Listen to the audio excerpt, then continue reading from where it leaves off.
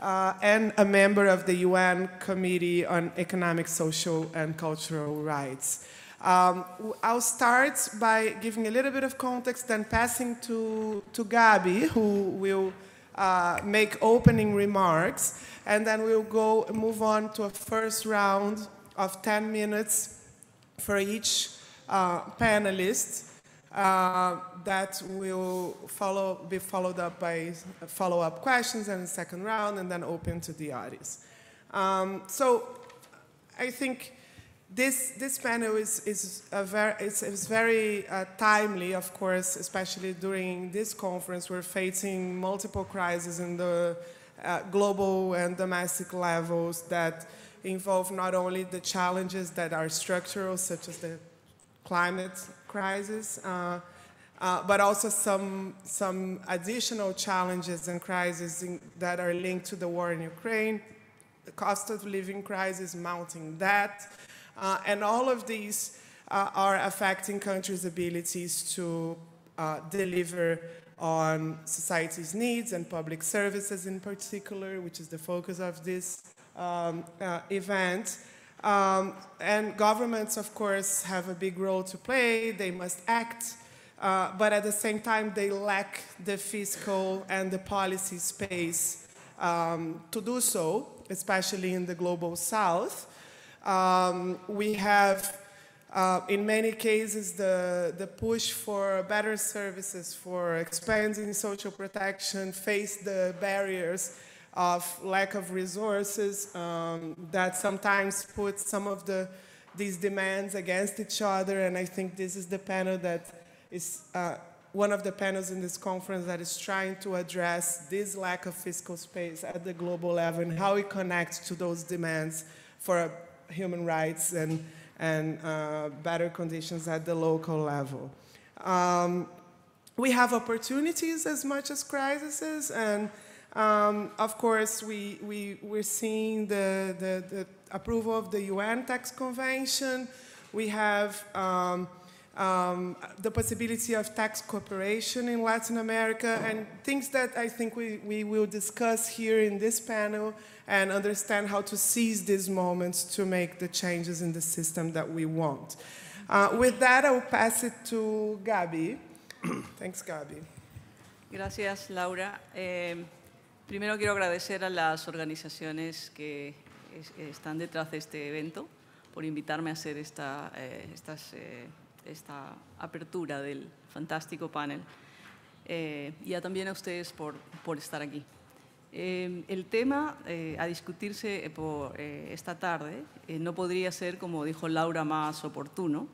Durante los 2 días anteriores y hasta el día de mañana, representantes de los movimientos sociales de todo el mundo han estado sosteniendo intensas discusiones y debates sobre cómo asegurar un futuro que esté centrado en el bien común, en el bien público, incluyendo los servicios públicos para todas las personas, cómo transitar a una economía nueva, ¿no? Una economía que esté centrada en el respeto al planeta y con justicia de género.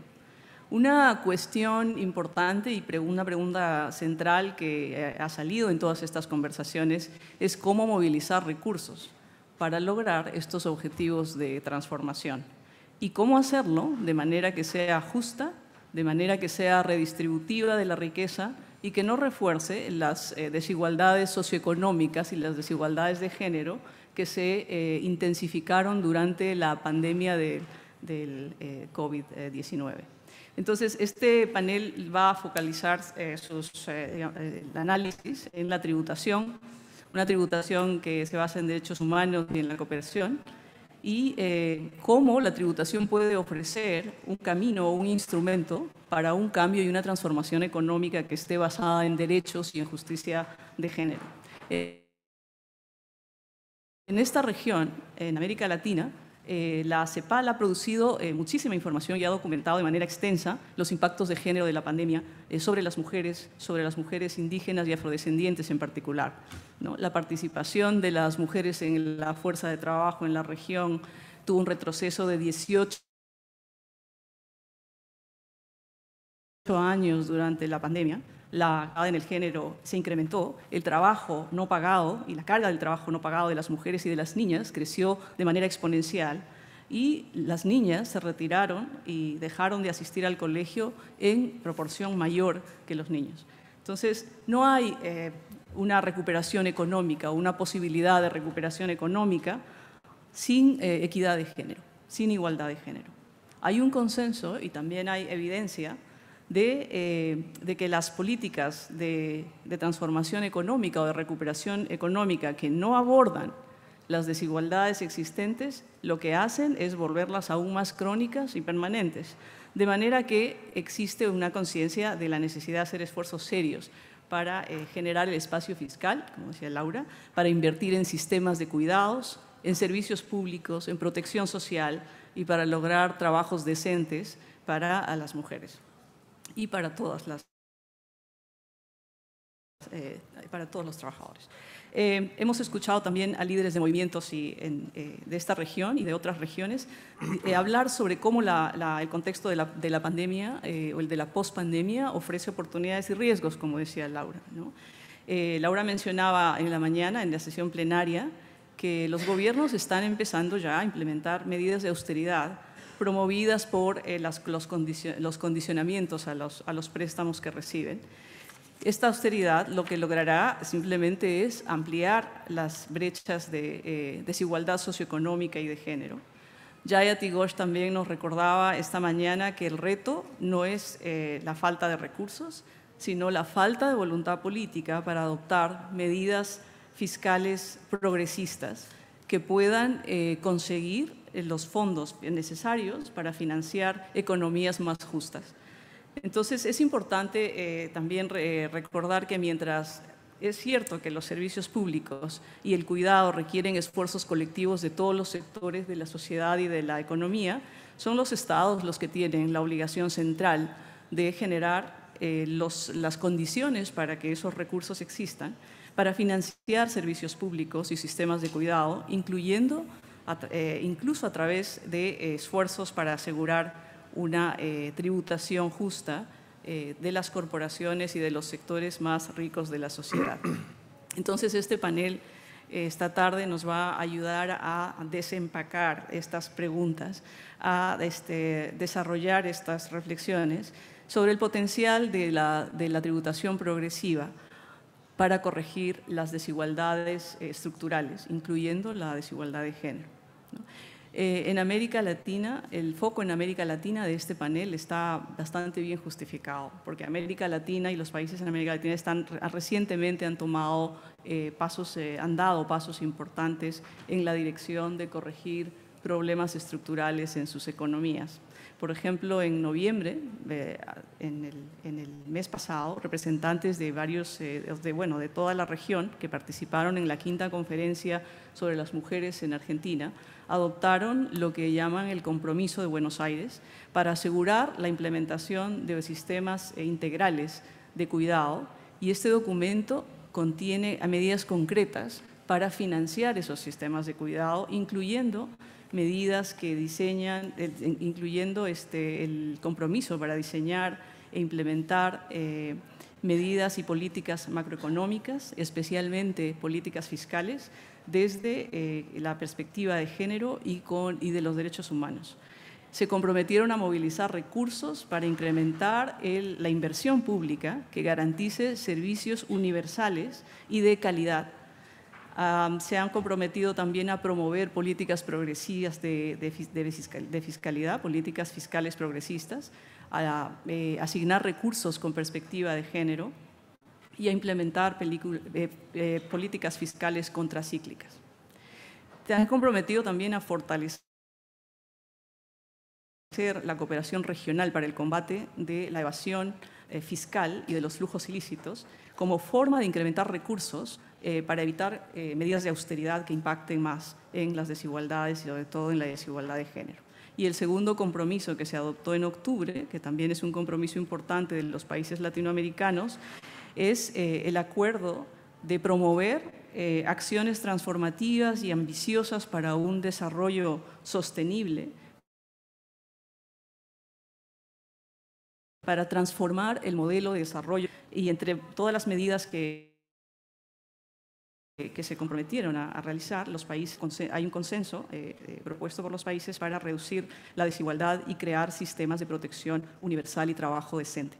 Entonces, estos compromisos creo que abren oportunidades para avanzar, cambios estructurales y de largo plazo, que los movimientos y las agendas de quienes están representadas en este evento están demandando. Y de manera más específica, creo que abren posibilidades para hacer un progreso real en avanzar el género y la tributación progresiva en la región. Entonces, realmente espero con mucha ansiedad y con mucha expectativa escuchar las reflexiones y el análisis de las panelistas y las panelistas en el curso de esta sesión. Así que muchas gracias. Thank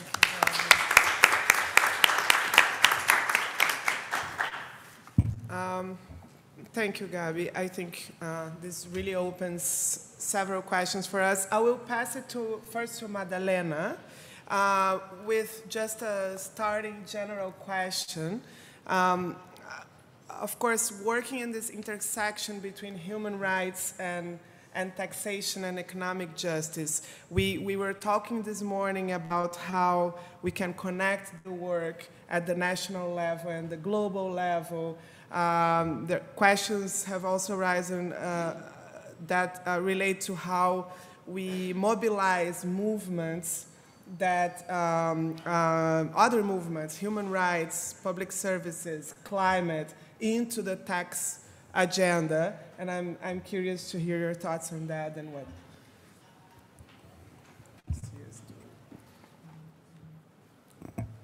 Gracias, Laura. Creo que los derechos humanos sirven, el discurso de derechos humanos sirve efectivamente para ayudar a movilizar agenda. Todos los obstáculos que vemos en temas fiscales, como el poder poner freno a la competencia a la baja, terminar con la evasión o la elusión fiscal, terminar con los flujos ilícitos, requiere cooperación de los Estados. Y al mismo tiempo, a nivel doméstico, lo que se requiere es una ciudadanía que apoye una reforma tributaria. Y es aquí donde viene, yo creo, la belleza de vincular la política fiscal con los derechos humanos. Es una vinculación que no se hace de manera subjetiva o utilitaria. Por el contrario, hay compromisos que los Estados han asumido en materia de derechos humanos, tanto a nivel doméstico como a nivel internacional, que establece ciertas guías que deben aplicarse a la política fiscal nacional y también al actuar en el plano de la colaboración internacional. Sin embargo, es también en la práctica aplicar el poder de la retórica de los derechos a una causa que requiere movilización social. Es aplicar el tema de las asimetrías de poder, es explicar los temas de la desigualdad que ocasiona. Y creo que este es el tema clave. Cuando uno ve el tema, por ejemplo, que puede en la práctica ser muy complejo, de la arquitectura financiera o tributaria internacional, si uno lo ve desde la mirada de los derechos humanos, nos encontramos que es un tema que habla de una equidad entre el capital y el trabajo, un tema que no hay, digamos, hay una falta de equidad entre las pequeñas y las medianas empresas y las transnacionales que no pagan. Lo mismo en tasa de impuestos, una desigualdad en lo que paga el ciudadano o el trabajador común de impuestos y lo que pagan las corporaciones, y también hay una desigualdad enorme entre varones y mujeres. Por lo tanto, el peso, y de manera personal también creo que uno de los grandes impactos que ha tenido ICRIT como comisión en su discurso es que trajo desde el 2015 este análisis técnico de cómo poder mejorar la arquitectura tributaria internacional, pero al mismo tiempo, desde su primera declaración, ICRIT pone de frente los temas de la desigualdad, los temas de poner a las personas al centro del debate. Creo también que ha habido un cambio enorme en lo que ha pasado en menos de una década. El derecho internacional de los derechos humanos son estándares que evolucionan, que se adaptan a las circunstancias o los desafíos del momento, y creo que en este tema es uno de los temas claves en que hemos visto cómo el derecho internacional se ha venido adaptando a los tiempos. En el 2014, y lo cuento como anécdota, siendo relatora de extrema pobreza en Naciones Unidas y movilizada por la sociedad civil, decidimos escribir un informe a la Asamblea General sobre políticas fiscales y derechos humanos. Y lo que hicimos fue revisar todo lo que existía hasta ese momento, 2014, en órganos de monitoreo de derechos humanos acerca del tema. Y encontramos realmente 2 citas, lo que obviamente era muy poco. Trabajamos un informe que se presenta en el año 2014 en que hace el vínculo normativo, saca temas de soberanía, saca temas de no discriminación, saca temas, digamos, de todos los derechos económicos, sociales y culturales, participación, transparencia, acceso a la información, etcétera. Y la sociedad civil empieza también a cambiar. El movimiento de derechos humanos, algunos, no todos, empiezan a cambiar, empiezan a haber organizaciones que empiezan a tratar el tema de los derechos económicos, sociales y culturales y el tema de la tributación, y esto hace un cambio de paradigma enorme, porque una de las grandes trabas para el cumplimiento de los derechos humanos es la falta de recursos. Pasada la crisis del 2008, la crisis financiera internacional, los estados se presentaban ante los órganos de derechos humanos diciendo no tenemos recursos, y sin recursos no hay derechos, ¿no? Y acá el discurso es distinto, es decirle, usted no tiene recursos porque no ha creado el espacio fiscal necesario, pero usted cuenta con las herramientas y tiene una obligación de avanzar en esta materia. Desde ahí ha habido, digamos, ha pasado mucha agua bajo el puente. Tenemos la Agenda 2030 que saca un tema principal y que se diferencia mucho de la Agenda de Desarrollo anterior, porque empieza por primera vez, en la de los MDG no teníamos esta movilización de recursos internos. Está ahí, está en la Declaración de Addis, y ambas agendas se fundan en los derechos humanos. Y ya, digamos, sobre todo en la región, vienen después los principios y directrices en materia de política fiscal y derechos humanos, un ejercicio movilizado y liderado por varias organizaciones de la región, demora 3 años, pero en el 2021, si no me equivoco, aparecen los principios que dan guía y explican de manera precisa, y es cómo aplicar, digamos, cómo estos principios y normas de derecho y estándares de derecho se aplica a la política fiscal.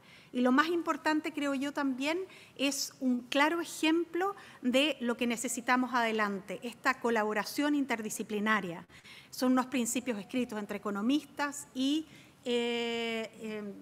defensores de derechos humanos que logra avanzar en el tema.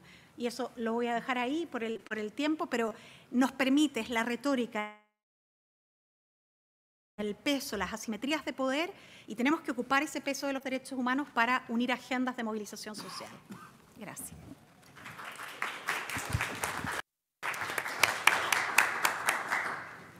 Thank you, Madalena. I will pass it over to Liz. Liz, maybe expanding on what Madalena is saying, but also adding a layer there at the global level.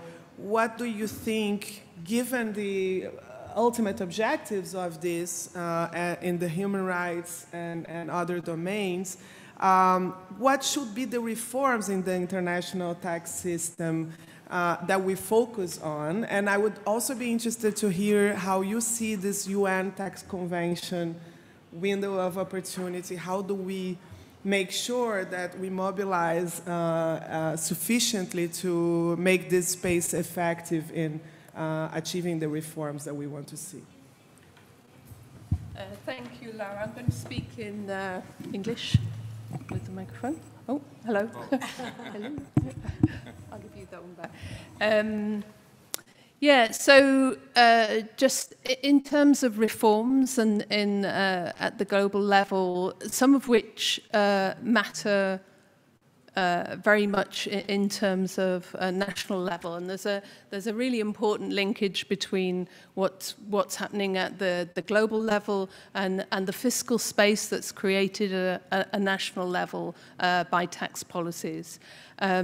We've heard previously this week about how the tax system is broken, and just to spend a couple of minutes on kind of unwrapping that a bit.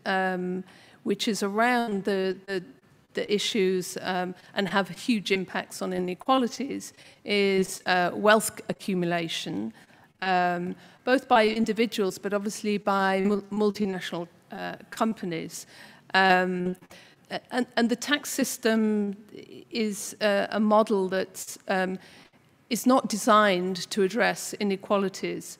At a global level, it shifts power from the global south to the global north. At a national level, it shifts power from the public to the non-public. You know, the wealthy people and elites are able, through the current system, the global system, to they're not really investing in the economy. They're offshoring their wealth. They're saving their wealth, and they're accumulating their wealth. And with that comes influence and incredible power that has driven inequalities at a global level between countries as well as in country.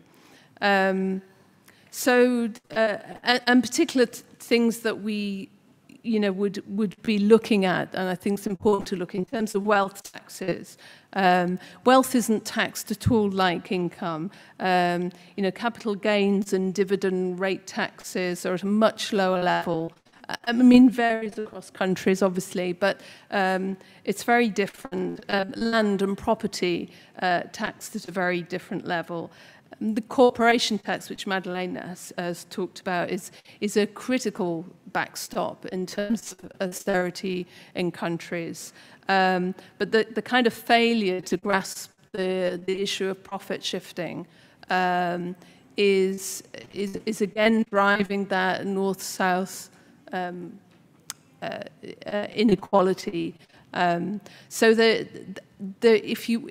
I suppose there are two things that we should be focusing on in terms of taxing multinationals, taxing wealth, but also breaking up the architecture, the international architecture that facilitates all those things. So I'm talking about the secrecy jurisdictions, the kind of race to the bottom on corporate income tax rates that allows companies to extract their economy, the economic value out of particular countries and offshore them and book their profits where they can't be taxed very much. And so that all these issues are building towards and establish levels of obscene inequality. And those are really kind of key points of where we've got to around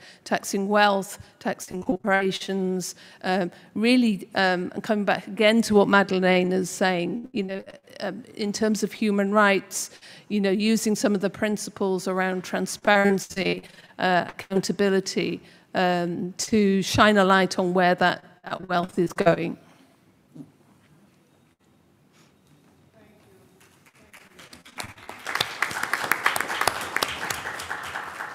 So, Rodrigo, I mean, if we take those basic policy reforms, the wealth taxation, the ending profit shifting and taxing multinational corporations, as well as tackling some of these institutional issues, I would ask you to expand on how do you see the changes in Latin America that we can achieve in terms of cooperation in the region, these agendas that are happening nationally on tax reforms and the difficulties that we're facing already at the domestic level to move forward in those reforms.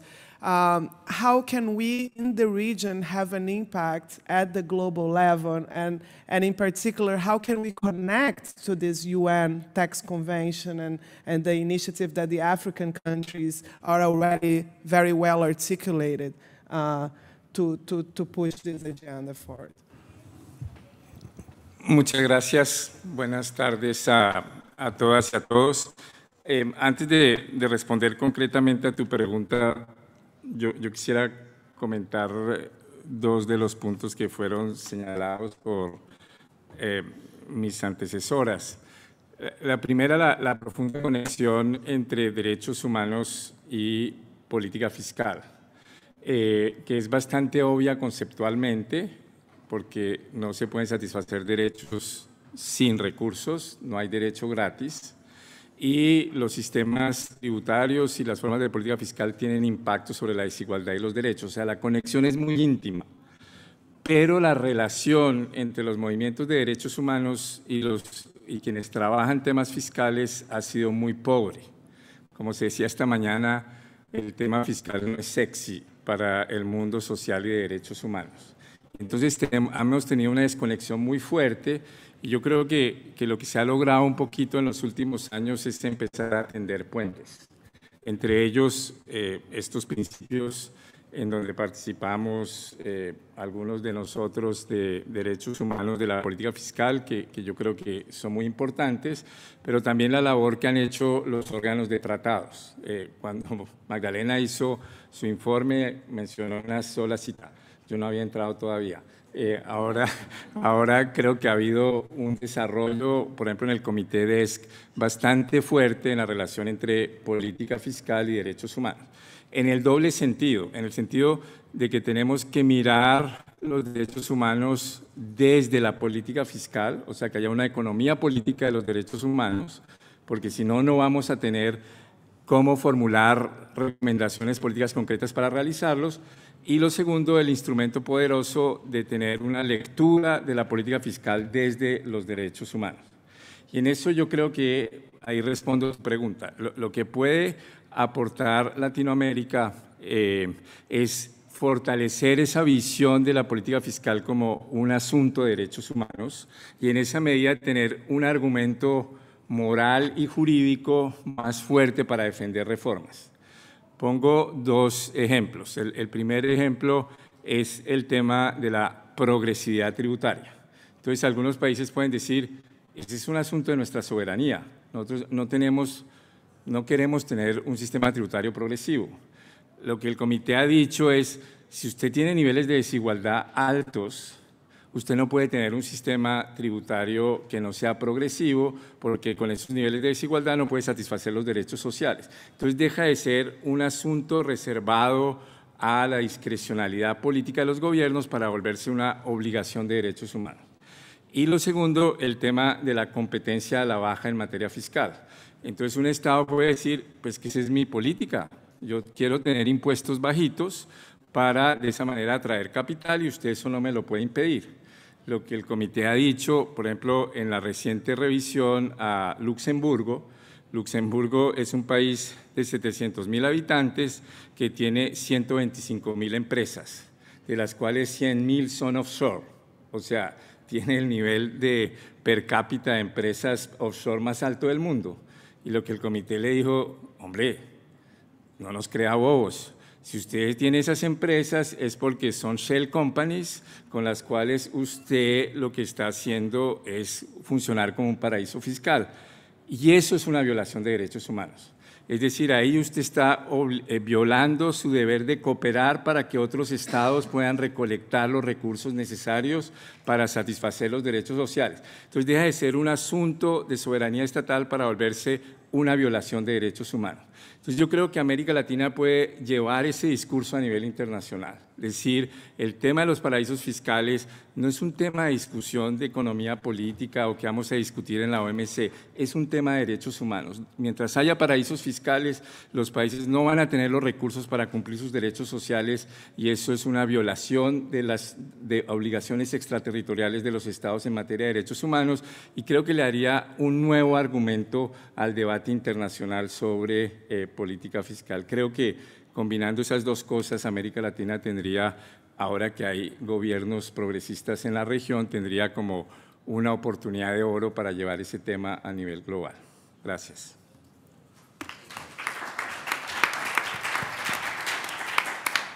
Maybe a second round of feedback here, because I'm interested, Madalena, you talked about this connection as well and the potential of bringing the fiscal policy and tax policy conversation into the human rights field.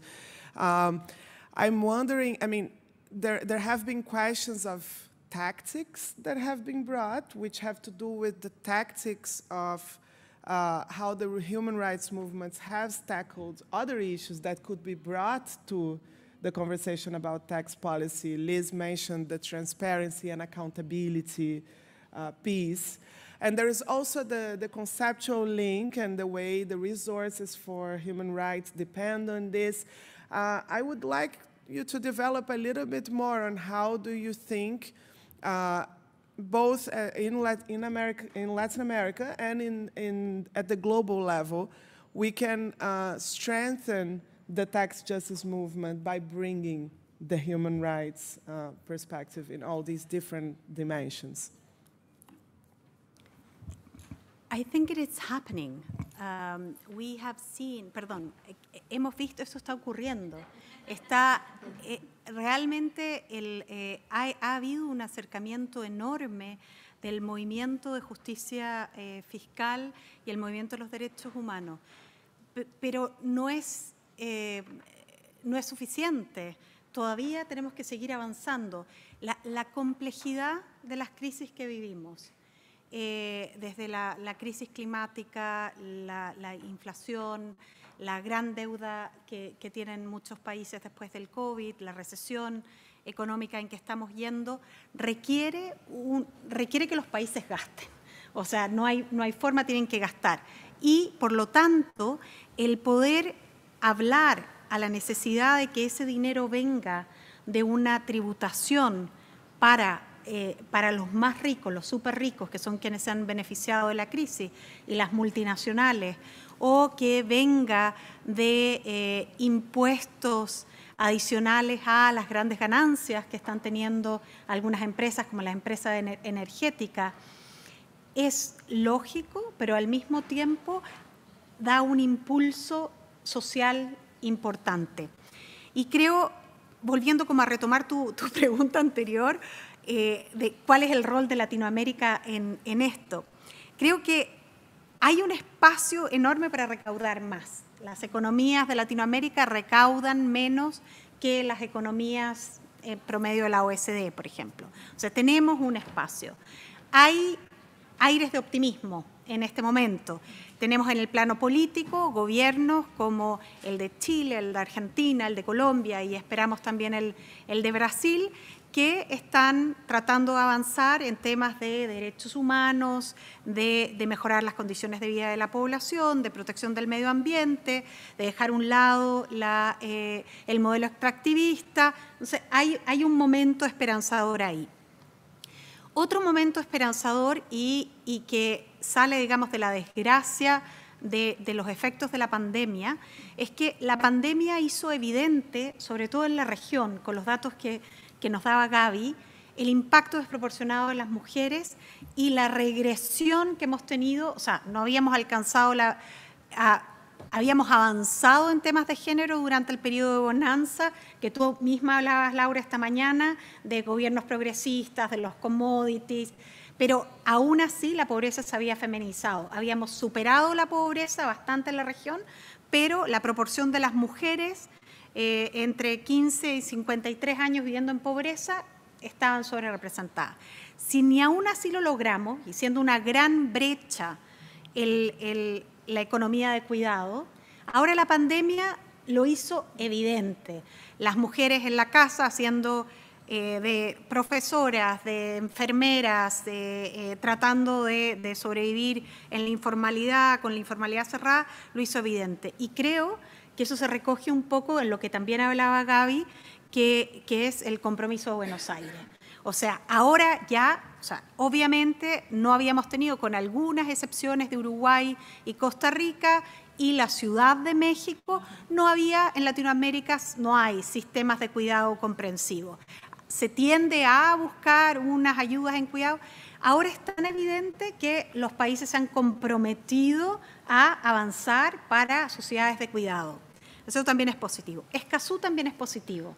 Escazú nos da de nuevo un marco de transparencia, de acceso a la información, de temas ambientales, de discusión periódica a través de la reunión periódica de los Estados partes, para discutir temas que podemos traer también los temas fiscales. Y el hecho de, lo que decía Rodrigo también, de que el entendimiento entre el vínculo entre derechos humanos y política fiscal está más claro. Sin embargo, hay muchísimas dificultades, las voy a tener que mencionar porque sí creo que hay muchísimo. A estos pocos liderazgos progresistas de los países que mencioné, aunque son economías importantes de la región, también tenemos otros países en la región en el cual aún hay un conservadurismo nacionalista que utiliza tal vez en otra economía importante de la región, que utiliza una bandera de izquierda pero que no es de izquierda, y eso es México, nos impide el avanzar. Existen países en la región también que el espacio democrático se ha cerrado totalmente, Nicaragua y Venezuela, y hay otros países de la región que tampoco hay. Y también tenemos, estados en los cuales las élites económicas, con esta idea de combatir la reducción, siguen presionando por una reducción del Estado. Entonces, el proponer una mayor fiscalidad choca, está en tensión con eso. También, a pesar de que hay movimientos sociales importantes en la región en los últimos años, Chile, Colombia, por ejemplo, en el cual hemos visto un resurgimiento importante de la movilización social, no está articulada. Nos faltan banderas comunes de lucha que permitan que vayamos con una sola bandera que sea una bandera comprensiva, de una mayor fiscalidad para los derechos, para el medio ambiente, para la igualdad de género. Y mientras no consigamos articularnos como sociedad civil en una bandera de lucha en común, va a ser muy difícil. Y también hay retos institucionales importantes. Como decía en un principio, se requieren de espacios de cooperación internacional. El multilateralismo ha estado en amenaza constante por gobiernos populistas importantes, entonces como que cuesta, y porque en muchos casos no ha sido efectivo las soluciones multilaterales, también decirlo, pero incluso ahora que podríamos tener esta bandera, este gran triunfo de avanzar en la perspectiva de que podríamos tener un Joint Tax Convention, se mira con recelo todavía. Le vamos a pasar, y lo conversábamos nosotras, le vamos a pasar a las Naciones Unidas un Tax Convention, y igual, y aquí hay un tema de como que igual se aparece la OCDE como el lugar, como, ¿no funcionará mejor? No, no funciona mejor, es el club de los países ricos, su Inclusive Framework no es nada inclusivo, y es muy importante que volvamos a llevar estos espacios a lo colectivo multilateral, en el cual cada país un voto, en que entran otros problemas, pero obviamente este es un problema y no podemos avanzar en estos temas, como dije antes, sin espacios multilaterales, colectivos y también regionales. Y ese es el otro tema. A nivel regional, a diferencia de lo que ha podido avanzar, la Unión Africana tiene estos espacios de reunión regular de los ministros de Economía y Hacienda, que han podido avanzar en contra de los flujos ilícitos internacionales o en poder acordar una postura conjunta ante la Asamblea General para poder presionar para avanzar en la Convención de Naciones Unidas. Acá no lo tenemos. Necesitamos que los países de la región que estén mejor situados, Colombia y Chile, en este momento puedan ejercer un rol de liderazgo importante, que faciliten estos encuentros para primero poder entrar con una fuerza regional que después aglutine también a los demás países del sur global para avanzar en el tema a nivel global. Muchas gracias. Thank you. We will have time for a round of questions. We're still a long way before the end, so it's okay. We'll have time. Sí, lo sé, pero ese es el plan. Estoy siguiendo el plan. Soy obediente. We can be brief in the answers, so we get to the questions of the audience. Okay, Gabi, maybe a reaction on the role of, you talked about the Buenos Aires commitment and how the women's movements may now be even closer to this agenda of tax justice. Do you think that the UN Tax Convention and making that space an effective space can count on the role of the feminist movements globally? How do we connect? How do we bring the Buenos Aires commitments into the global multilateral space to try to avoid some of the risks Magdalena is talking about?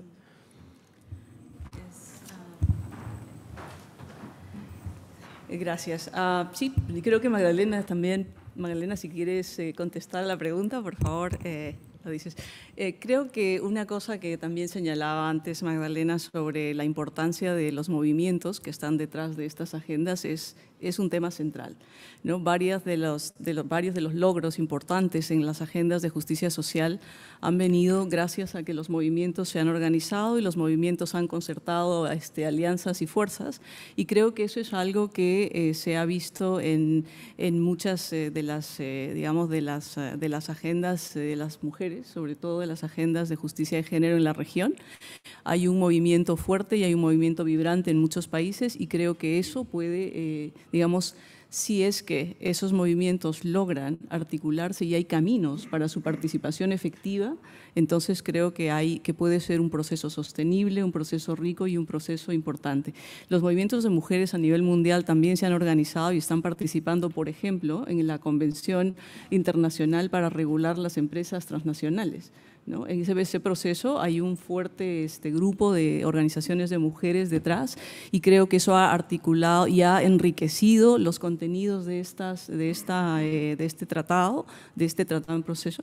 Ha enriquecido muchísimo también, la interseccionalidad de las distintas desigualdades de género, desigualdades raciales. Entonces, pienso que hay la respuesta creo que es depende de cuántos caminos y cuánta transparencia y cuánta participación de los movimientos haya para que sea, digamos, un instrumento exitoso. ¿Puedo completar algo así? Pero es que yo creo que mi sueño es que en las próximas marchas del 8M vamos a empezar a ver más y más mujeres con el cartel de política fiscal justa y redistributiva. Es clave. Las mujeres no vamos a lograr tener derechos sexuales y reproductivos, acceso a la salud de calidad, no vamos a tener una vivienda propia o un ingreso mínimo o una pensión justa que les permita a las sobrevivientes de violencia doméstica poder salir del agresor. No vamos a tener derechos si no hay una política fiscal. Y se va a lograr, y Latinoamérica va a llevar la cabeza.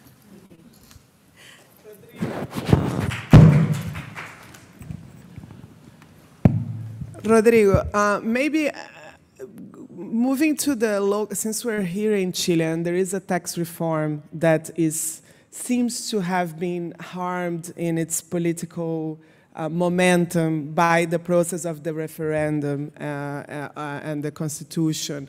I would maybe bring us to the challenges, the political challenges of Chile, just because I think it represents well some of the costs of high inequality, right? We are in a region with very high inequality, and the elites are also very strong. So in spite of the political momentum and opportunity, we're facing big difficulties still. And I want to hear you a little bit on what the prospects are for a progressive agenda to actually be approved here in Chile, in spite of the first frustration. Yo lo que puedo es usar el ejemplo de Colombia, a ver si puede ser útil. Yo creo que el debate fiscal colombiano ha sido, en los últimos 4 meses, ha sido muy interesante, porque el estallido social de hace un año fue por una reforma tributaria. Se planteó una reforma tributaria por el gobierno Duque en plena pandemia para recolectar 25 billones de pesos, que eso serían como 10.000 millones de dólares, y eso generó el estallido social. Y el presidente Petro no fue que lideró el estallido social, pero quienes participaron en el estallido social veían en Petro como, digamos, la salida política al estallido social, y yo creo que la elección de Petro fue una buena salida política al estallido social, así como en Chile parecía ser la Constitución, pero no cuajó. Y lo interesante es que llega el gobierno Petro y su primer acto de gobierno es proponer una reforma tributaria. Entonces la derecha empezó a decir, pero ¿cómo así? Ustedes hace un año estaban protestando porque se iba a hacer una reforma tributaria de 25 billones de pesos y ustedes quieren hacer una de 50 billones de pesos. Van a tener doble estallido social. Y yo creo que la respuesta del gobierno Petro y de quienes hemos apoyado esa reforma tributaria es no, porque es que no es tanto la cantidad de recursos que se quieren obtener, sino el cómo se obtienen esos recursos. Es decir, el debate colombiano cambió profundamente. Gracias a que había un gobierno progresista, pero yo quisiera creer que también gracias a que en la sociedad civil colombiana empezó a haber un debate sobre política fiscal desde los derechos humanos y desde los principios constitucionales. Nosotros en De Justicia, por ejemplo, presentamos una demanda ante la Corte Constitucional planteando que la Corte anulara todo el sistema tributario por ser violatorio de los derechos humanos. La Corte no nos aceptó la demanda, pero creo que generó el debate político de si uno quiere igualdad, entonces, y una economía sostenible, uno tiene que reformar el sistema tributario. Y eso también ayudó mucho, paradójicamente, a callar las voces conservadoras que se oponían a las reformas. Porque ¿cómo le van a decir populista a un presidente cuyo primer acto de gobierno es una reforma tributaria para equilibrar las balanzas, digamos, las magnitudes macroeconómicas para poder hacer política social? Entonces yo creo que ese es como lo que yo creería que podría ser útil para el debate chileno, que si uno recuadra el debate de política fiscal con una perspectiva de derechos humanos, uno puede responder a las críticas conservadoras y al mismo tiempo tener argumentos muy fuertes para hacer una reforma tributaria progresiva fuerte. Yo creo que es la primera vez que en Colombia, no sé, yo diría en 40 años, tenemos una reforma tributaria con orientación progresiva clara. Liz, and that will be finalizing this round and opening the floor. We're talking about some of the domestic challenges and the elites and how they play out in the domestic level to push back on some of these efforts. In the global level, The OECD process is a clear example of how things can start with some good intentions, let's say, let's just take that as an assumption, and not end well, right? Due to the power of certain countries, but also multinationals who come to this field. And so I wonder, how do we prevent the UN process to be facing these same threats? Because, of course, there is the issue of one country, one vote, and the different composition. But in terms of the power relations, maybe we will face the exact same difficulties of having some powerful global north and some powerful corporations deviating the process from where we want to get. So I'm curious to see whether it's about mobilizing the society. Are there some allies in the global north that still we should use in this process? How do we push back and make sure we have a democratic process? Well, yeah, I think I kind of understand some of the risks that are raised, but I think the important thing about the trying to establish the rule-making for tax, not within a rich group of countries, but within the UN, is that it generates establishes some important principles around transparency, inclusivity, strengthening the effectiveness of tax, and because the idea is that it includes all nations and everyone is coming to the table. Now, I'm sure there are risks and fault lines in that. But I mean, even last week when we saw that the G77 resolution was voted for, even there last week we saw that some of the same power dynamics playing out. The United States trying to push through an amendment to weaken the resolution. But what it was really interesting to watch, because it kind of set out what that, the transparency and the sort of a level of accountability that's just has not been there at the OECD. It's a very opaque system, and it creates very opaque tax rules.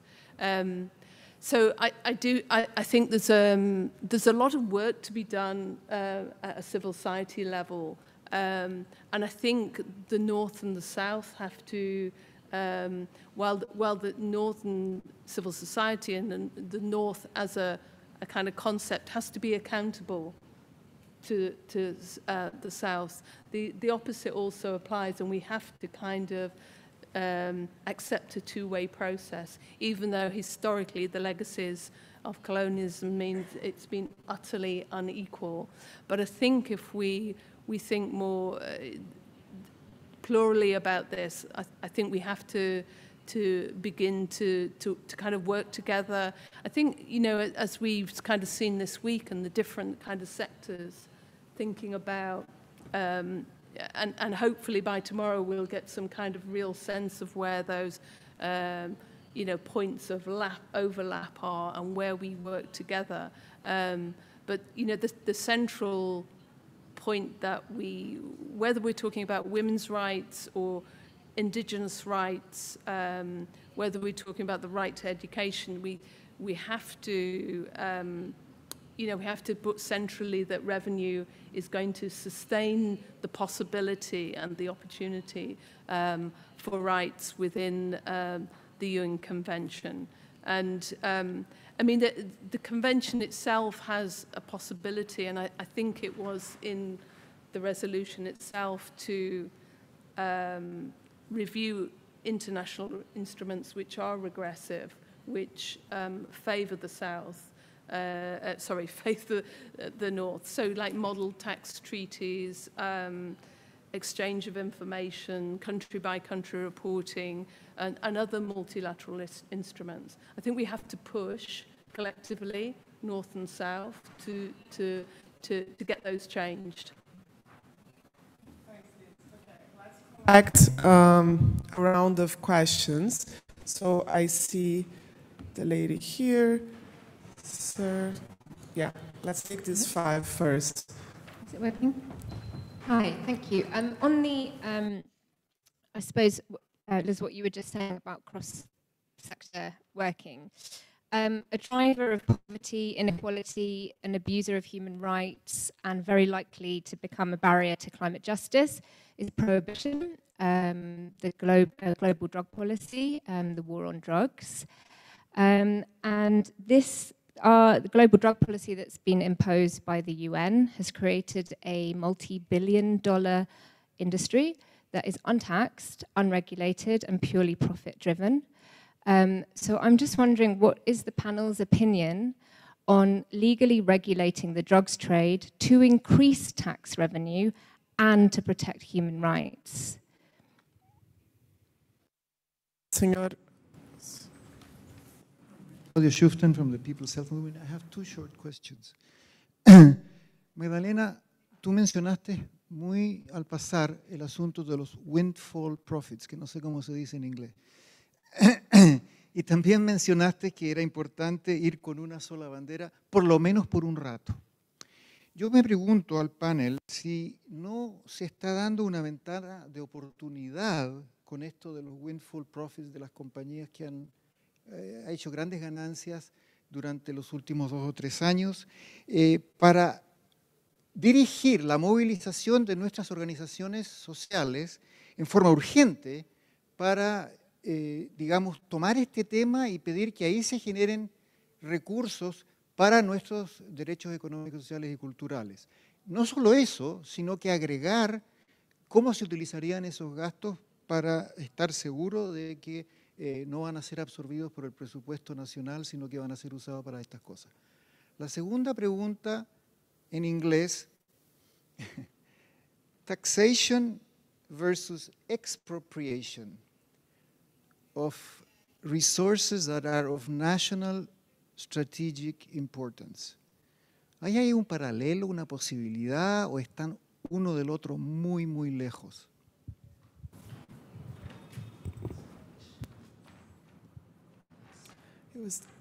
Yeah.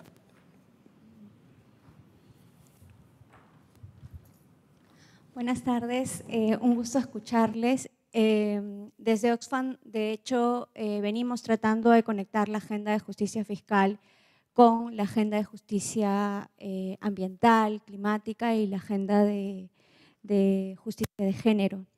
Cuando hablamos de derechos humanos me parece un punto de entrada súper importante, súper fuerte.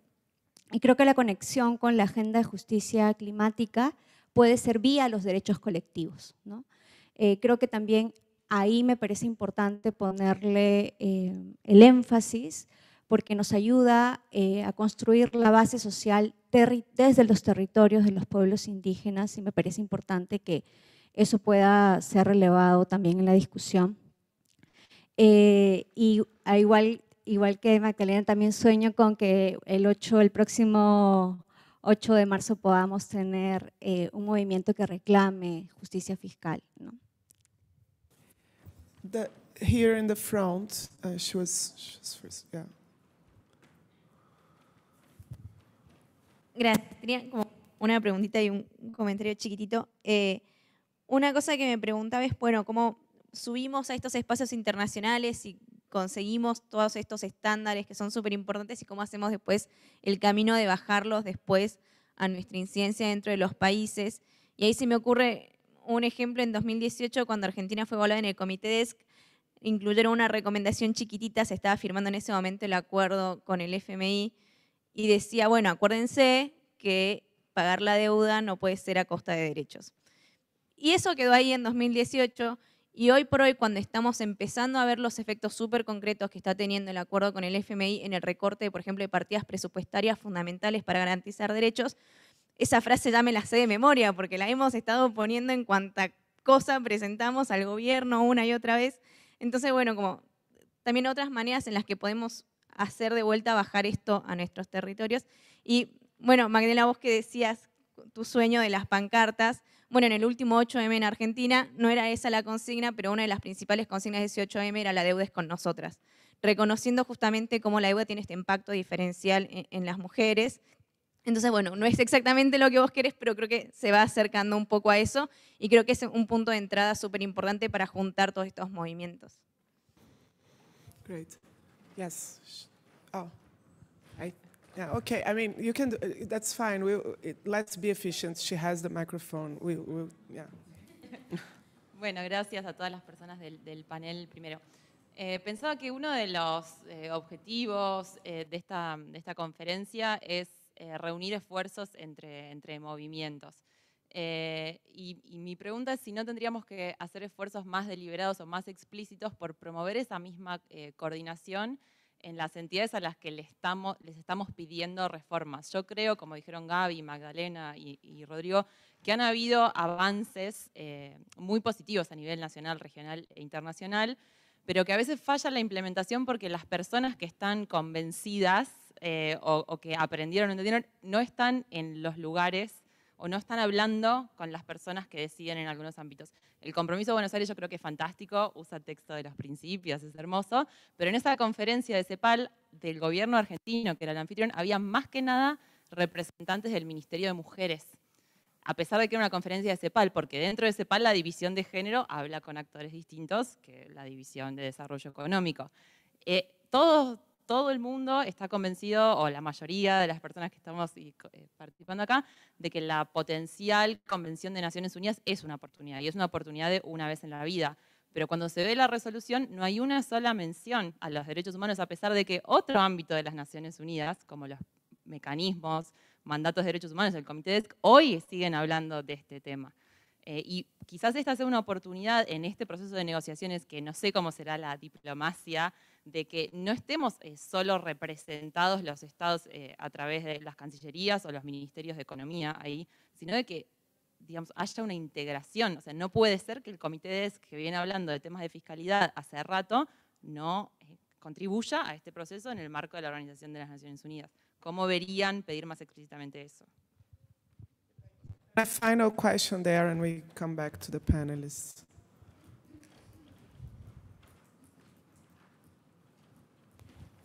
Hi, thank you very much for an excellent panel, really, really inspiring. And my question is about maximum available resources, and following a little bit what our friend at the front here was saying in the case of Argentina, of how these observations, and when they are actually reviewing countries, right, linking it to the retrogressions that we are seeing in terms of the financing of the right to education, the right to health, and other rights, how much can actually the tax justice movement borrow from this and just take a strength in the sense of how these rights are being violated with the excuse of limited resources when they are not actually tackling tax avoidance, when they are not tackling tax evasion, when they are giving away tax incentives, when other countries are not actually, again, the extraterritorial obligations, when they are extracting their revenue from poor countries by providing tax havens. How much more could we do at the UN level with the tax treaty, the committees, the bodies, when they are reviewing these countries? And shouldn't we also focusing some of our effort in the tax justice movement to support countries and civil society organizations in the writing of the shadow reports, etc. Thank you very much. Thank you. Well, we have a long list. I will switch a bit the order here. Start with Liz. Of course, you can pick up a couple of questions. Sure, yeah.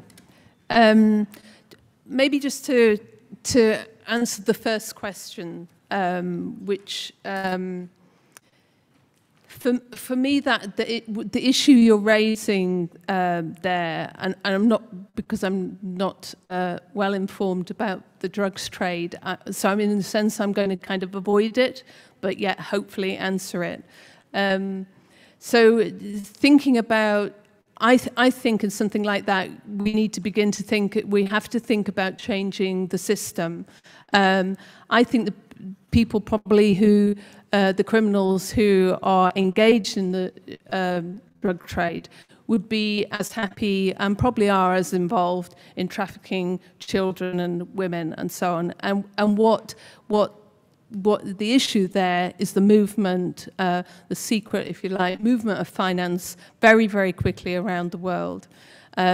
So from a tax justice point of view, from a financial transparency point of view, my focus I would suggest that we need to think about the systems, the tax system, the international architecture that's facilitating that.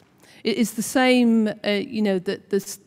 the same architecture that multinational companies use, wealthy people use, criminals use, and we need to, that kind of leaky bucket. There's no point in damming one hole, fixing one hole or even 10 holes if there are still some holes in that bucket, in that system.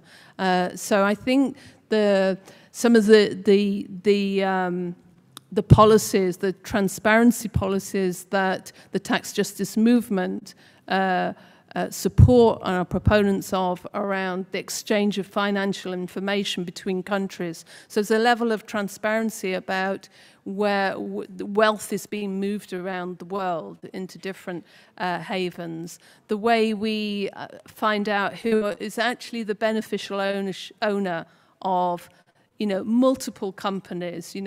I think Rodrigo talked about in Luxembourg, there's zillions of countries at one address. So we need to find out who the beneficial ownerships are. We need a register, a global register. I mean, in the meantime, having regional registers would make a huge difference. And finally, we think about country by country reporting, which also, that shift, that other element of transparency that's needed. But I think the focus has to be on the system. It has to be around, following that money, being able to track the money and the beneficial owners of it. I'll leave it there. Maybe I can come back when I... Rodrigo.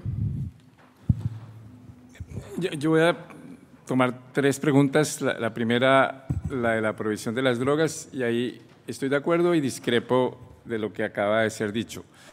Estoy de acuerdo en que hay que mejorar la transparencia del sistema financiero global y reducir el secreto bancario para controlar flujos ilícitos de capital y también para reducir la evasión y la elusión tributaria. En eso estoy totalmente de acuerdo. Pero yo sí creo que la prohibición de las drogas es uno de los factores más importantes de violación de derechos humanos en el mundo. Y creo que hubiera sido bueno que hubiera una pata del mundo de reforma de política de drogas en esta conferencia. Que los movimientos sociales que trabajamos por reforma de política de drogas no dialogamos con los movimientos que trabajan por salud, por tierra, por agua, y la violación de derechos humanos asociada a las drogas es por todos lados. Se violan los derechos de los usuarios que tienen derecho a consumir sustancias psicoactivas si no le hacen daño a nadie y terminan encarcelados. Se viola los derechos de los cultivadores que están obligados, se ven forzados a cultivos ilícitos y terminan fumigados, asesinados. Y se crean las mafias que han pululado en nuestros países con efectos terribles. Entonces, yo sí estoy totalmente de acuerdo en la legalización de las drogas, de todas las sustancias psicoactivas con regímenes diferenciados. El problema es que eso no va a pasar en el corto plazo, entonces tenemos que tener políticas distintas, pero yo sí creo que ese es un tema que debe ser central en una agenda democrática progresista, que es un tema en el cual se estigmatiza a la gente. Sí, yo estoy acostumbrado, me han llamado mafioso, me han llamado drogadicto, me han llamado todo por defender desde hace años este planteamiento, pero yo creo que es un tema central, estoy totalmente de acuerdo. No solo por el tema de los recursos fiscales que se pierden, sino por toda la violencia, corrupción y violaciones de derechos humanos y racismo asociado a las drogas. Ese es el primer punto.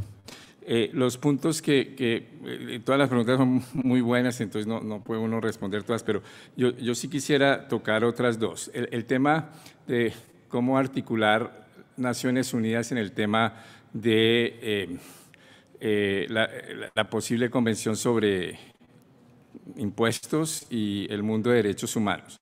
Yo creo que eso remite a un debate más global, que es la desconexión entre la normatividad de derechos humanos y la normatividad económica.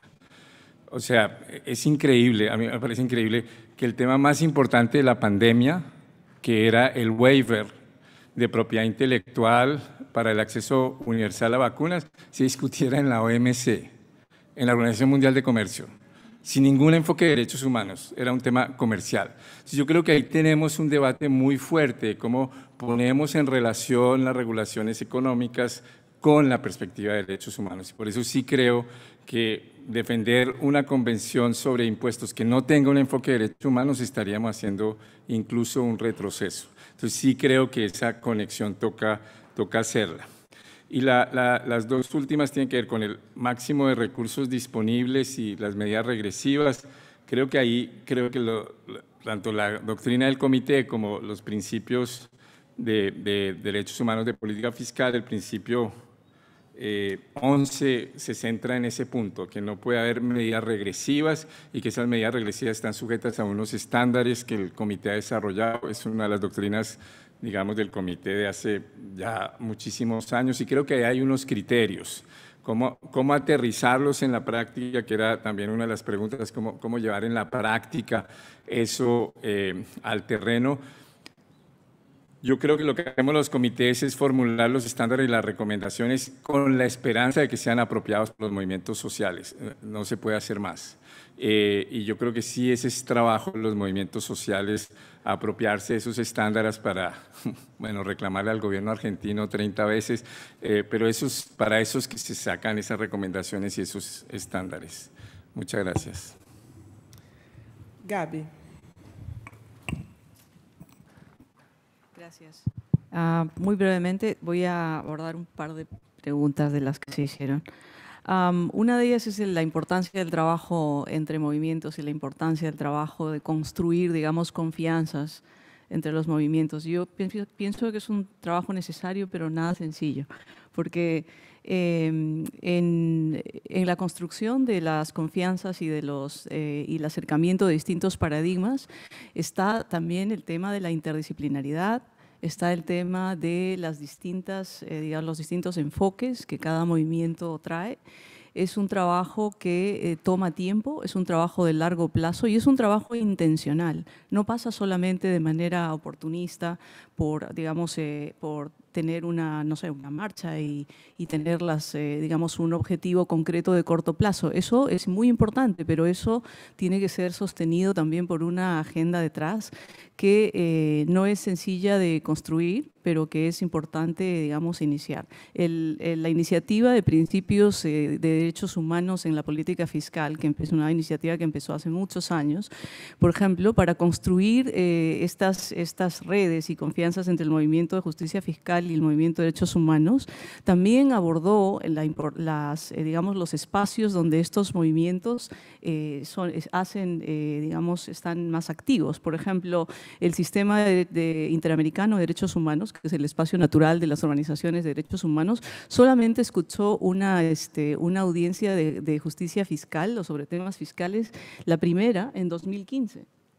¿no? Y el espacio digamos, de la CEPAL, que es un foro económico, ha ido de manera creciente, ¿no? abriéndose también a un discurso de derechos humanos gracias a que los movimientos y las organizaciones de derechos humanos y de justicia fiscal han empezado a llevar estos temas conjuntamente tanto al sistema interamericano de derechos humanos como a la CEPAL. Entonces creo que esas construcciones son importantes, ¿no? pero toman tiempo y es importante hacerlas. La segunda y bueno, y debo decir que hay capacidades en la región importantísimas.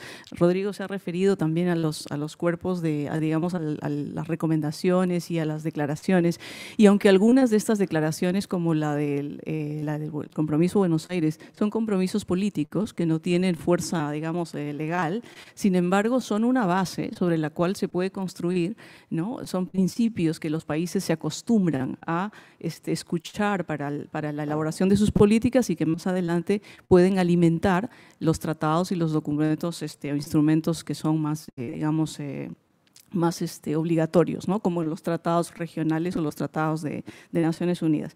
Y el último punto que alguien levantó sobre esta relación y la importancia de los derechos colectivos, ¿no? para abordar, digamos, el vínculo entre derechos humanos, los temas de género, el tema de recursos naturales, me parece fundamental, porque creo que hay, digamos, se han creado algunas tensiones artificiales entre los derechos individuales y los derechos colectivos en algunos movimientos. En otros movimientos se ha empezado a superar esta digamos, aparente tensión entre los derechos individuales y colectivos. Uno de los ejemplos es el trabajo que las mujeres indígenas están haciendo en la defensa de los territorios y al mismo tiempo promoviendo sus derechos como mujeres y luchando contra la discriminación tanto dentro como fuera de sus comunidades. El liderazgo y la representación individual de estas mujeres ha llevado a ganancias en el espacio colectivo y en la defensa de los territorios, ¿no? Entonces, creo que es importantísimo plantearse, digamos, un trabajo de construcción intencional, de acercamiento de estos paradigmas y de acercamiento también en la práctica de los movimientos sociales. Magdalena, I mean, just pointing out that we still haven't had responses for the windfall taxes. I don't want to put you on the spot, but the windfall taxes question and also the taxation versus expropriation from the gentleman would be great. So, yo en estos tiempos difíciles me muevo entre el optimismo y el pesimismo. Y las preguntas han sacado el pesimismo.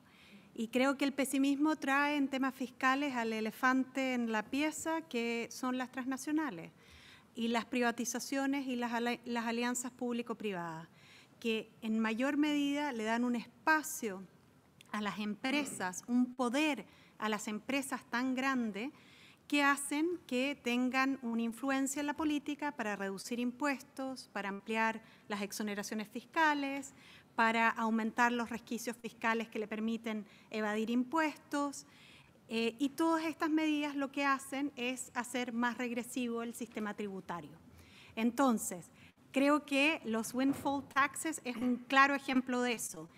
Es evidente, es una injusticia enorme. Tenemos grandes empresas energéticas que están haciendo millones y millones de dólares de ganancias y otras empresas que no están solamente ligadas a la energía. Sin embargo, ha sido muy difícil. Estados Unidos intentó, después de una gran negociación política, tratar de poner un windfall tax a las empresas energéticas y lograron algo muy bajo.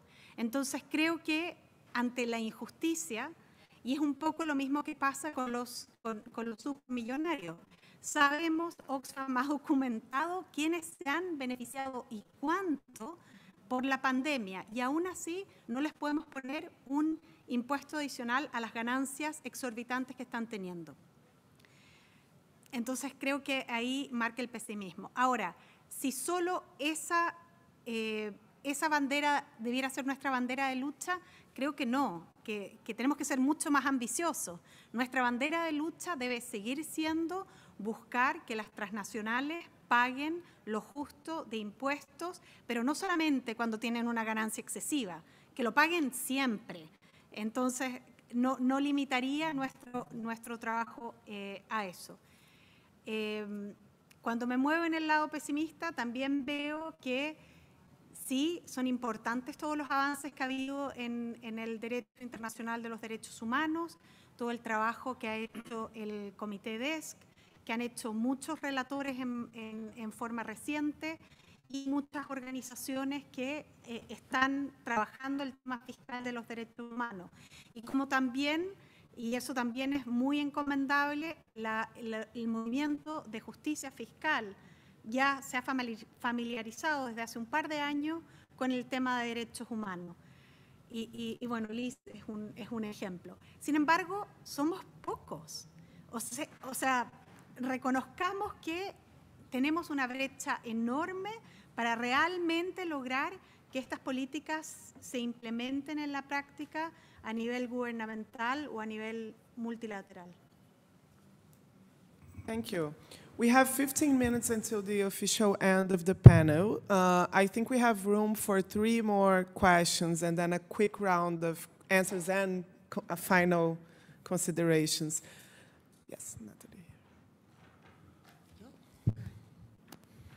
Bueno, yo también voy a hablar en español y un poco contestando a lo que dijo Rodrigo, de que los movimientos necesitan apropiarse, ¿no?, del debate, y de lo que dijiste tú, Magdalena, del pesimismo. Tal vez mi pregunta sea más pesimista, porque claro, quiero dejar claro que hago parte de las organizaciones que apoyan la iniciativa, ¿no?, de las 8. Yo soy de INESC Brasil, de una de las 8 que construyó la iniciativa.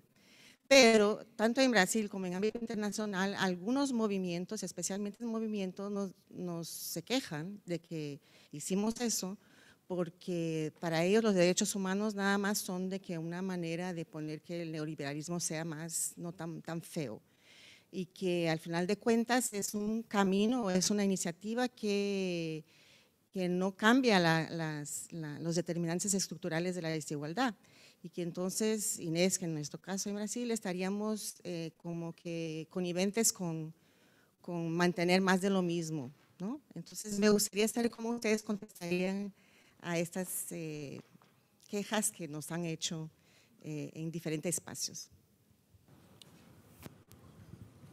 El señor, sí.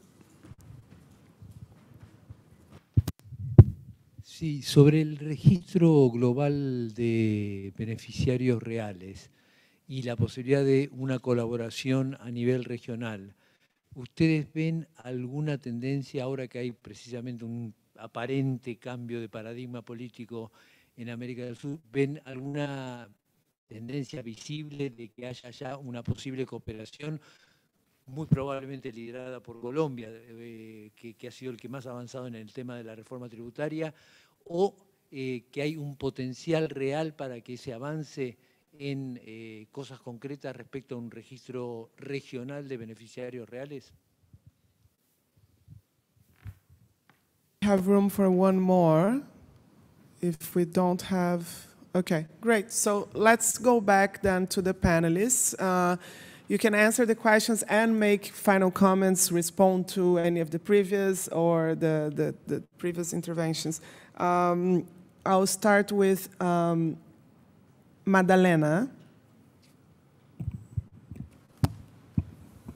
Yo creo que el registro global de activos es un claro ejemplo de temas que se han avanzado bastante rápido. Yo sí creo que hay posibilidades de seguir avanzando, pero hay muchísimos obstáculos de implementación que se da por la falta de transparencia y la falta de acceso a la información real, no solamente acerca de las grandes riquezas, pero al día de hoy también hay mucha riqueza que no tiene registro. Riqueza en arte, riqueza en joyas, riquezas que no hay ningún mecanismo de registro. Existe también una gran diversidad respecto de cómo los países registran riqueza y no hay unificación de ningún tipo de registro, ni siquiera a nivel nacional. Pero a pesar de eso, yo creo que es un tema que se va a avanzar rápidamente. Y doy como ejemplo aquí el country by country reporting, ¿no? la información de país por país. Hace muy poco era un tema muy difícil, estaba totalmente, o sea, creíamos, o lo mismo, el Global Minimum Tax, ¿no? Creíamos imposible que se hiciera. Y debo confesar que cuando ICRIT parte en el 2015, ni pensamos que algún día, ni tan pronto, o sea, las negociaciones del BEPS no estaban todavía, estaba en el proceso BEPS iniciado, se crea ICRIT para poder influir en el proceso, pero en todas las discusiones internas nunca se pensó que realmente se llegaría a la obtención de un impuesto mínimo global. El que se adoptó es mucho más bajo del que ICRIT ha empujado y sigue empujando, pero se avanzó y el country by country reporting se logró en el plano de la OECD. Así es que creo que hay a veces avances que son más rápidos de lo que esperamos. Lamentablemente con el registro global de activos hay muchos temas técnicos que superar y de unificación de registros incluso a nivel nacional. Argentina está ya imponiendo un tipo de registro de activos, sobre todo de la riqueza fuera del país. Tiene una unidad en el servicio argentino tributario, que no me acuerdo cómo se llama, pero tienen una unidad que están buscando los registros de activos fuera de la Argentina, y en eso también ha habido cooperación a través de las agencias tributarias de la región. Y para contestar la otra pregunta, yo creo que estamos en la lucha correcta. Lo que pasa es que falta seguir haciéndola.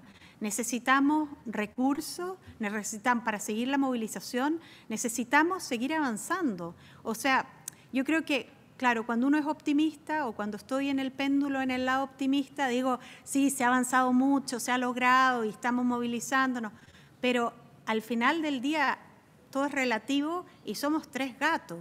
Entonces sí hay que avanzar un poco más y continuar avanzando. Y sí, con convicción creo que la bandera de los derechos humanos, sobre todo en la región y fuera, y en la región que es más difícil, porque en países como este la bandera de los derechos humanos está estigmatizada, la bandera de lucha. Pero creo que sigue siendo la bandera que nos da el espacio para avanzar por la justicia social, por una bandera feminista, por una bandera verde, nos engloba todo. Y entonces creo con convicción que esa es la bandera que de seguir flameando. Si se dice así, no. Rodrigo. Gracias. Va a tratar de comentar tu pregunta y hacer un comentario final.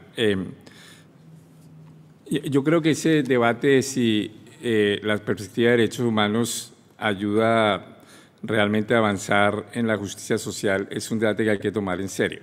Esa es la crítica, por ejemplo, del profesor Samuel Moyn al movimiento de derechos humanos, que el movimiento de derechos humanos no ha sido capaz de enfrentar el tema de la desigualdad socioeconómica. Y yo creo que hay algo de cierto en eso. Eso tiene que ver con un énfasis, como dirían los economistas, no excesivo, pero un énfasis muy fuerte en las desigualdades horizontales entre grupos, mujeres, hombres, pueblos indígenas y otros, personas con discapacidades y el resto de personas, pero no en las desigualdades verticales, en las desigualdades socioeconómicas. Por ejemplo, yo en el comité, en los 8 años que estuve, no recibí ningún informe de ONGs que cuestionara las diferencias de acceso a salud o educación por razón socioeconómica. Ninguno. Que dijera, ¿cómo así que las personas de más alto ingreso tienen una esperanza de vida 15 años mayor que una persona de bajo ingreso? No. Pero si había una levísima diferencia hombre-mujer o pueblos étnicos y el resto, inmediatamente saltaba. Y está muy bien que eso salte, pero olvidamos lo otro. O sea, yo creo que el tema de clases sociales, el tema de desigualdades socioeconómicas en el mundo de derechos humanos le falta mucho. Pero si hay un tema que puede introducirlo fuertemente, es el tema tributario.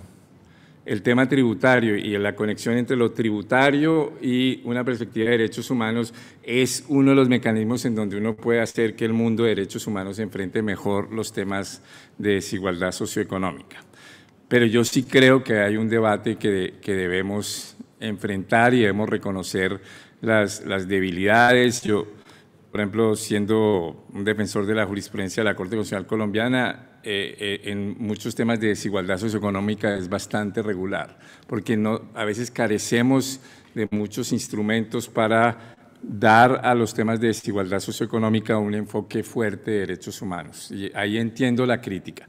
Pero lo que creo es que de todos modos ahí tenemos un instrumento movilizador para algunos avances, pero obviamente esos instrumentos no son los que van a hacer los cambios estructurales, son los que dan herramientas para potenciar avances, pero yo sí creo que los avances vienen por el camino de la política y por el camino de la movilización social, no por el camino de digamos, de los litigios de derechos humanos, etc. Entonces sí creo que es un buen debate. Muchas gracias. Liz.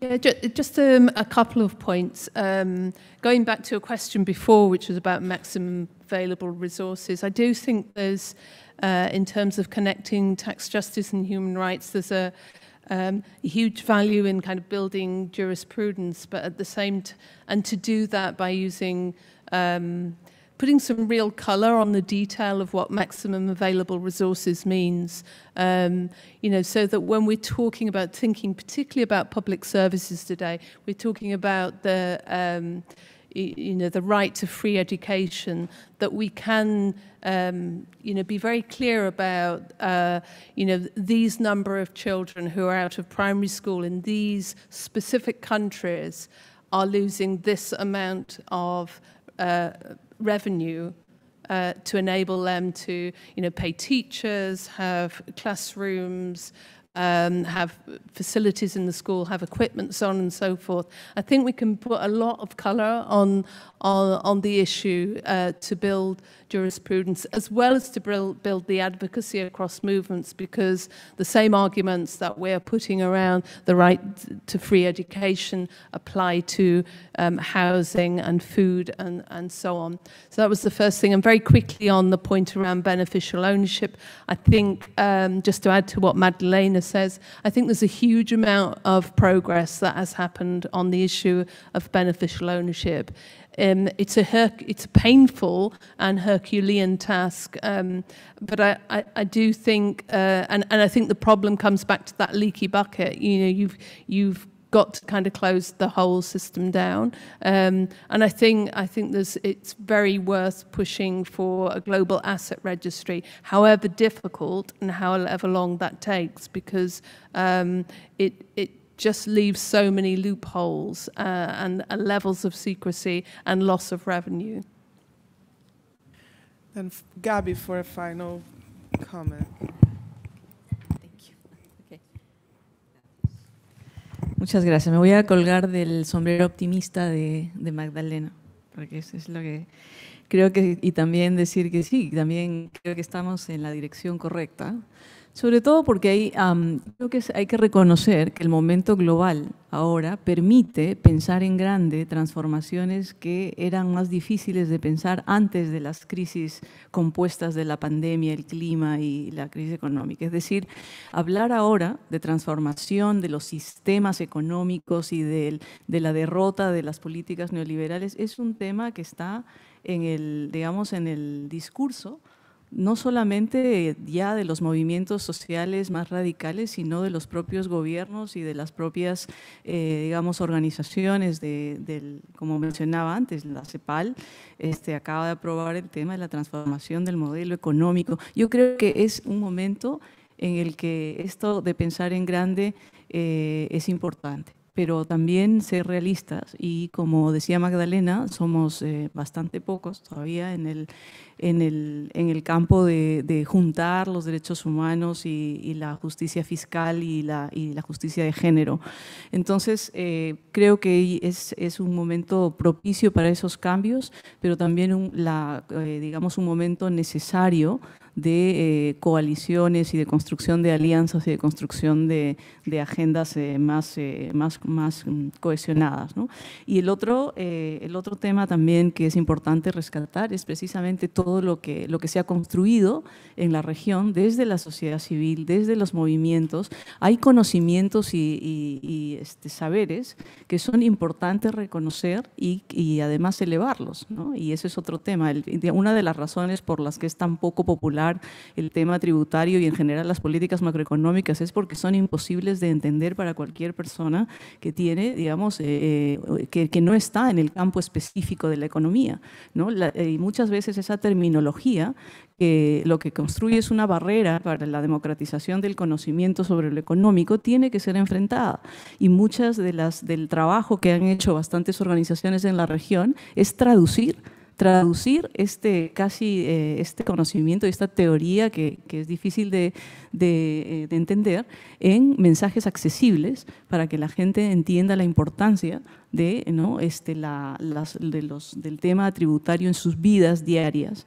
Y creo que eso es una tarea todavía pendiente, de manera que los compromisos incluso de la filantropía y del Wellspring Philanthropic Fund, que es la organización en la que yo trabajo, es precisamente el apoyo, no solamente el trabajo entre movimientos y la construcción de saberes interdisciplinarios, sino también el avance de la justicia fiscal y la justicia de género como derechos humanos. Y me parece central, digamos, que este panel haya dado tanta luz, y he aprendido muchísimo con ustedes, así que muchísimas gracias. Y gracias por las preguntas también. Thank you, everyone. It's 6:30 sharp, so I just want to take a bit of credit, even though I had none. Thank you so much for the great panel and questions.